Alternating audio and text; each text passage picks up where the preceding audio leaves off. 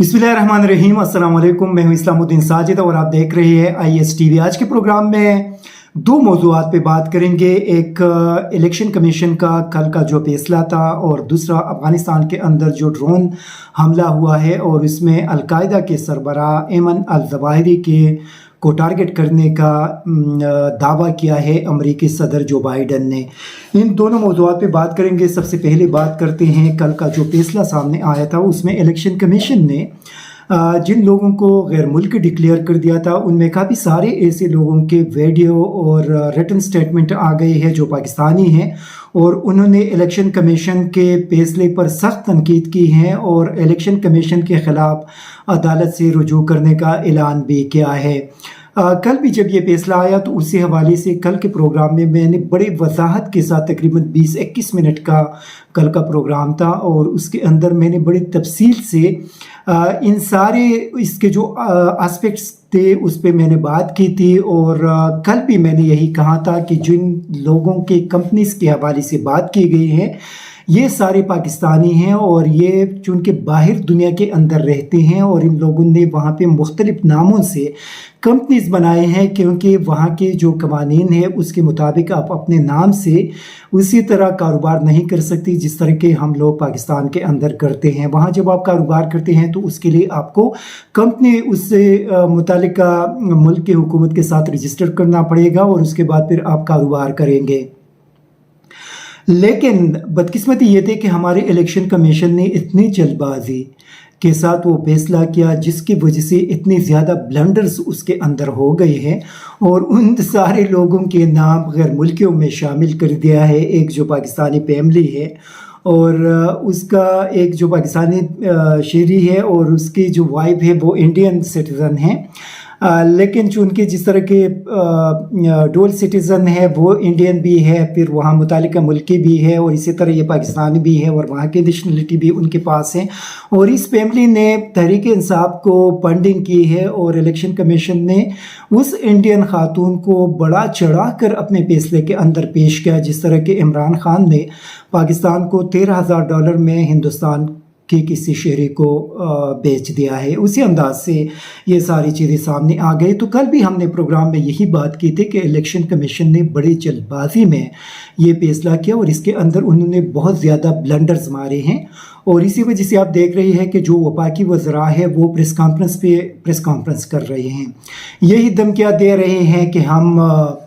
तहरीक इंसाफ और इमरान खान के ख़िलाफ़ ये करेंगे वो करेंगे। और फिर आप एक और बदनीयती को इलेक्शन कमीशन का देख लें। जो फैसला हमारे पास है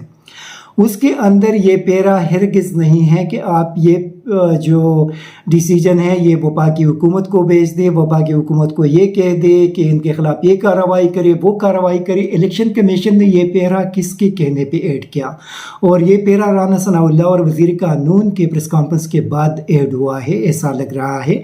तो इसका मकसद है कि इलेक्शन कमीशन आज़ाद नहीं है। जो इमरान खान बात कर रही है उसमें बिल्कुल 100% हकीकत है कि इलेक्शन कमीशन इस वक्त बाइस्ड है, और वो मुस्लिम लीग नून की पॉलिसी को अपना कर आगे जा रहा है, और उनका ये जो बयानिया है ये अब कौम भी तस्लीम करेंगे,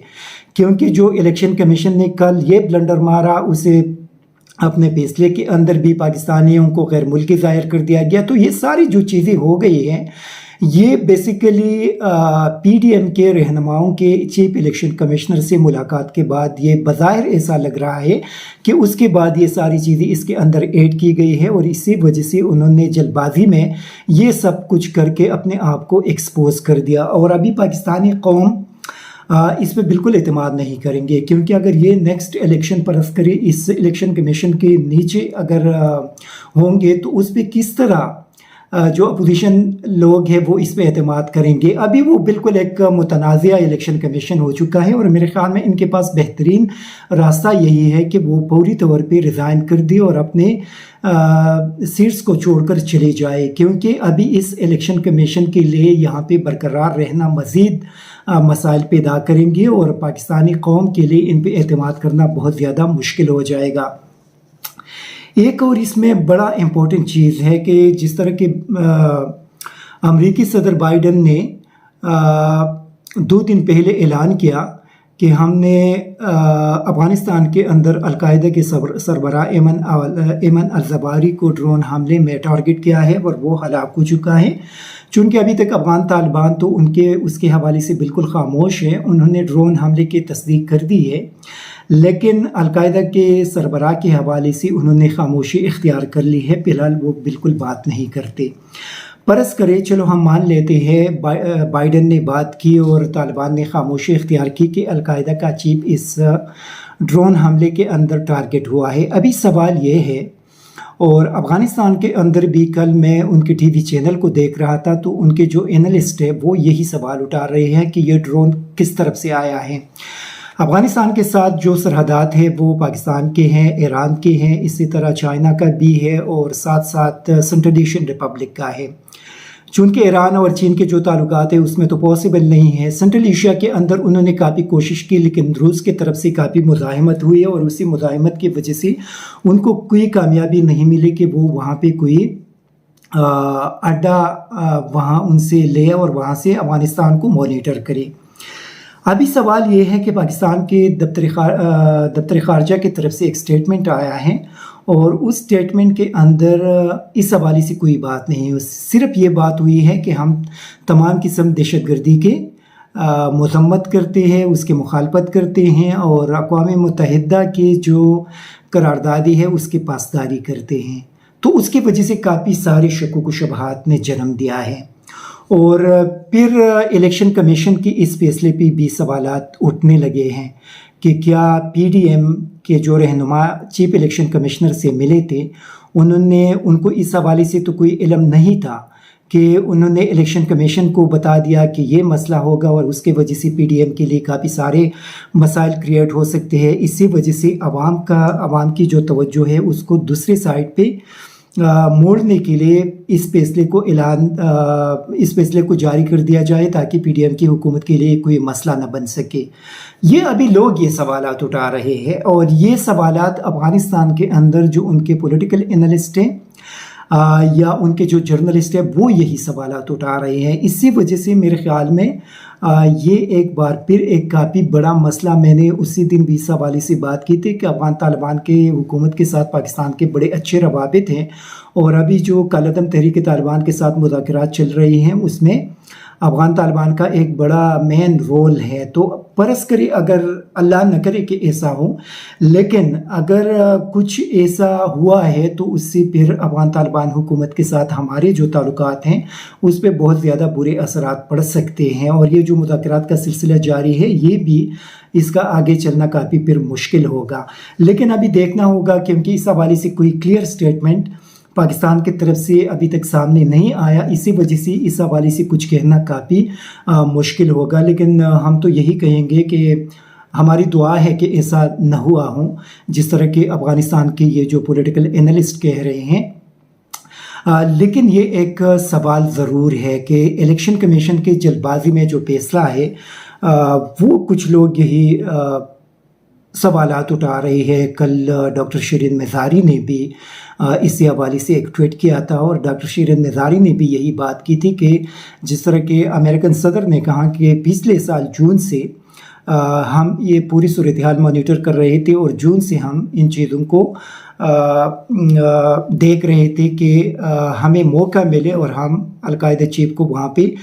نشانہ بنایا۔ اور پھر ڈاکٹر شیرین مزاری کا کہنا تھا کہ ابھی اس سٹیٹمنٹ نے اور بھی جو ہم بات کر رہے تھے کہ ریجیم چینج آپریشن ہوا ہے اس کی تصدیق کر دی ہے کہ چونکہ عمران خان اجازت نہیں دے رہے تھے اسی وجہ سے عمران خان کو ہٹا کر آصف علی زرداری، نواز شریف، شہباز شریف، مولانا فضل الرحمان کو لے کے آئے تاکہ وہ امریکہ کے لیے راستہ کھل سکے۔ تو یہ تو ان کا ایک الزام ہے ان کے اوپر، اس کے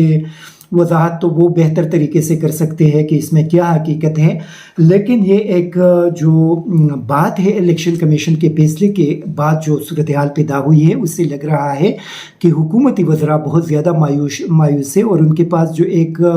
یہ آخری آپشن تھا اور جو تحریک انصاف کے خلاف وہ ہمیشہ استعمال کرتے رہے، میرے خیال میں وہ آپشن بھی ابھی ان کے ہاتھ سے نکل گیا ہے اور مزید تحریک انصاف یا عمران خان کو بدنام کرنے کے لیے ان کے پاس کوئی آپشن ابھی میرے خیال میں نہیں رہا۔ تو اسی وجہ سے یہ ایک بڑی عجیب قسم کی صورتحال اب پاکستان کے اندر ڈیولپ ہو گئی ہے، کیونکہ ابھی یہ کیس جائے گا عدالتوں کے اندر، اور اس میں شاید تحریک انصاف وہاں پہ اپیل بھی کرے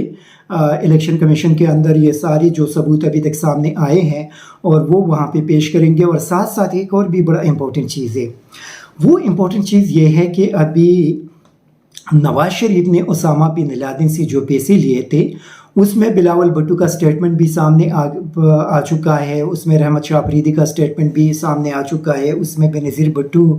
شہید نے جو ایک انٹرویو میں بات کی تھی وہ بھی چیزیں سامنے آ گئی ہے۔ تو یہ ساری چیزیں، یہ جو ویڈیوز ہیں، یہ جب ابھی الیکشن کمیشن کے سامنے اگر یہ چیزیں جائیں گے مسلم لیگ نون کے فارن فنڈنگ کیس میں، اور اس میں یہ لوگ میرے خیال میں ان کو اگر طلب کیا جائے گا تو کیا یہ اپنے ان سٹیٹمنٹ سے پیچھے ہٹ جائیں گے؟ یہ ایک ابھی بڑا سوال ہے، مسلم لیگ نون کے لیے بہت بڑا مسئلہ بن گیا، اور یہ جو پارن ایڈٹ پارٹی ہے اس کے زمرے میں پھر وہ آ سکتی ہیں، اور شاید کہ جو ان کے وزراء ابھی بات کر رہے ہیں تو وہ کام ان کے ساتھ ہو سکتا ہے آنے والے دور میں، کیونکہ اسامہ بن لادن کی یہ 1.50 کروڑ روپے 1989 میں یہ بہت بڑی رقم تھی، کیونکہ آج کے زمانے میں یہ اربوں، پتہ نہیں کتنے ارب یہ بنیں گے اگر آپ ڈالر میں اس کو اسی وقت کے کنورٹ کریں، تو یہ بہت بڑی رقم ہے۔ اور رحمت شاہ افریدی کا تو اس کا چشمدید گواہ ہے، وہ کہہ رہے ہیں کہ میرے سامنے یہ ساری چیزیں ہو گئی تھی، اور میرے سامنے میں بھی اسامہ کے ساتھ ہم بیٹھے تھے، اور اسامہ نے یہ سارا کچھ مجھے بتا دیا کہ نواز شریف کو یہ پیسے اسی وجہ سے میں دے رہا ہوں کہ میں افغانستان اور کشمیر کے اندر جو جہاد ہے وہاں پہ ہمیں چاہیے کہ ہمیں سپورٹ مل سکے اور نواز شریف کی حکومت وہاں پہ آ سکے۔ تو یہ ساری چیزیں ہیں۔ پھر مولانا صاحب کے لیبیا کے میں مرکزابی کے بیٹے سے پیسے لینا ہے، پھر اسی طرح زرداری صاحب کی کافی ساری اس قسم کی چیزیں ہوں گے، تو ابھی ان لوگوں کے لیے کافی مشکلات اور مسائل پیدا ہو سکتے ہیں، اور یہ جب الیکشن کمیشن کے اندر ابھی اس کی ہیئرنگ اور چیزیں شروع ہوگی تو تب اس کا پتہ چلے گا کہ آگے ان کے ساتھ کیا ہونے والا ہے۔ Thank you very much. ISTV Pakistan کو سبسکرائب کریں اور بیل آئیکن کو دبائیں مزید ویڈیو اور اپڈیٹس کے لیے۔